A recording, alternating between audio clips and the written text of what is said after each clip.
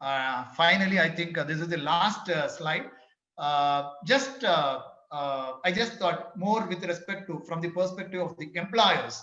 Quickly, if we consider these two codes alone, so what could work in favor, right? So increase in threshold limit. So factories contract labor. Factory instead of 10 and 20, now it is made as 20 and 40.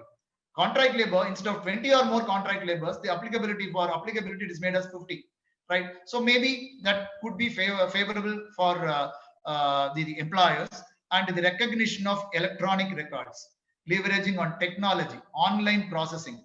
So that will bring again process easiness, that will bring transparency, that will bring again accountability, and that could be time bound completion, right? And maybe undue advantage, if any, taken by any of the stakeholders, that could be checked, right? There are certain possibilities because these are all more leveraging on the technology. And reduction in volume of transaction activity, as I said, number of registrations coming down, number of licenses coming down, number of statutory registers coming down, right? And the provision for compounding of offense, right? So instead of undergoing the complete process, maybe if 50% of the amount, the maximum punishment amount is paid, I think they can come out at least only for the one time. The same time, the second time, if it gets repeated, then I think there is no possibility.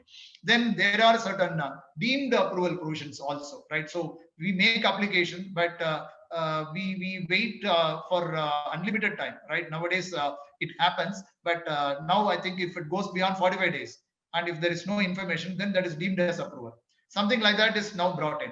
So what could work otherwise, not in favor of the employers?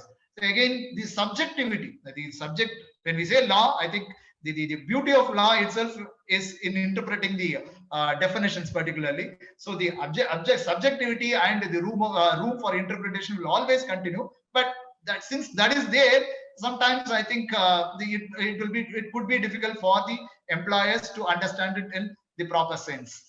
And there are certain anomalies, I think we discussed for application of contract labor. I said they've mentioned in the application part that this will be applicable only to manpower supply contractor.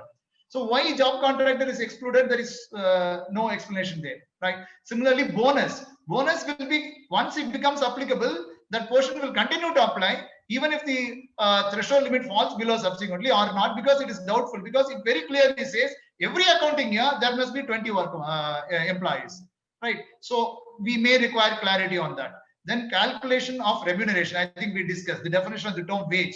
So what is remuneration?